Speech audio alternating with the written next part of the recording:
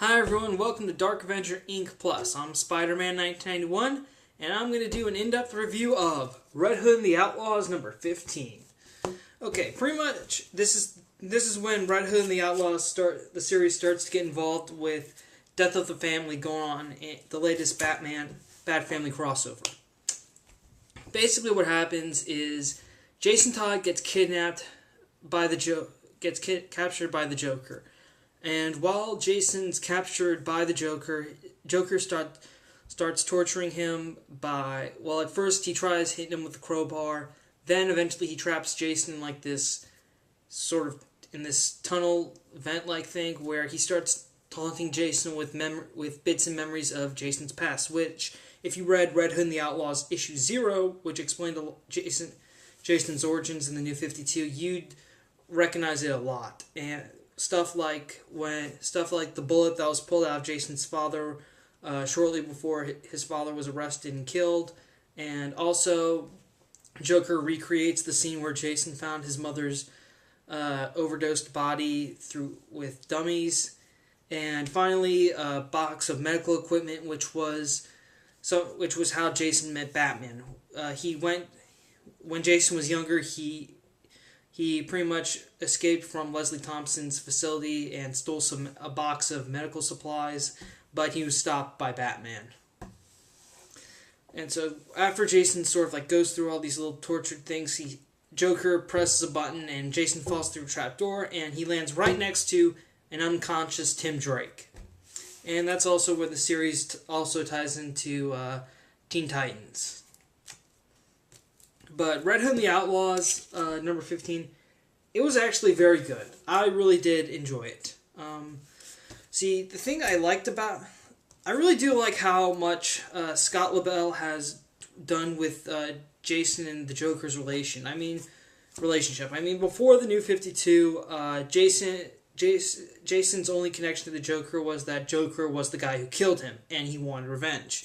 Now what Scott Lobel has done, he's taken it to a whole new level. He's not only made Joker the guy who killed Jason, but also the guy who sort of set Jason on his path to becoming Batman's sidekick and then ultimately killing him just to screw with Batman.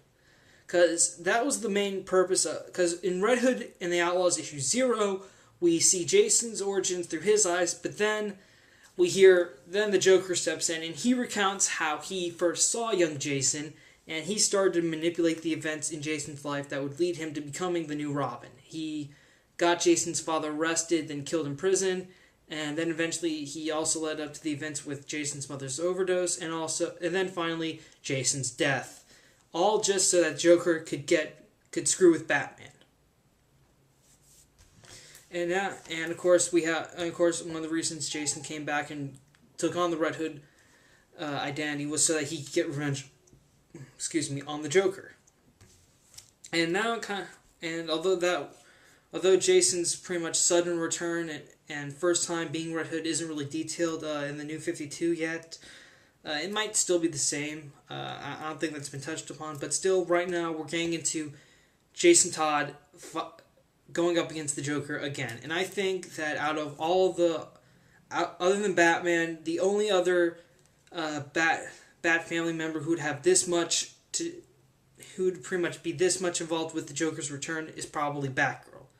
I mean, I think out of Death of the Family, if you only had to get maybe two of the crossovers that are involved with this, I would recommend you get Batgirl or Red Hood and the Outlaws, because pretty much of all the Bat family members, the two that the Joker has left the most impact are Barbara Gordon and Jason Todd. And I think what Lobel is doing right now in this book series with Jason, the way he kind of, also used elements of Jason's origin that Joker kind of knew about to mock Jason was brilliantly well written. And, I don't know if I said this in my review of the first volume of Red Hood and the Outlaws, but I do like what Lobel has done with Jason Todd. I like his work on Red Hood a lot better than what he's doing on Teen Titans right now, okay? But And I did find out that he is going to leave Red Hood and the Outlaws with issue 18. And I think, now I feel like I should stick around with Red Hood and the Outlaws just to, get the last few issues, the ones that deal with death, because the next few issues are going to deal with death in the family, and I think after 17 and 18 just might deal with the aftermath, but I'm still going to get those just so I can read them. Just to kind of see how LaBelle's going to end his run. And, but back to the main focus here, Red Hood and the Outlaws number 15. Very nice tie to Death of the Family. It's Jason Todd dealing with the Joker, so I would highly recommend this to people, especially if either Under the Red Hood or Death in the Family are your favorite Batman story arcs. I would highly recommend this. Alright, that's pretty much my in-depth review of Red Hood and the Outlaws number 15. Thank you for watching. Thank you for subscribing to Dark Avenger Inc. Plus. Spider-Man 1991 saying, see you later.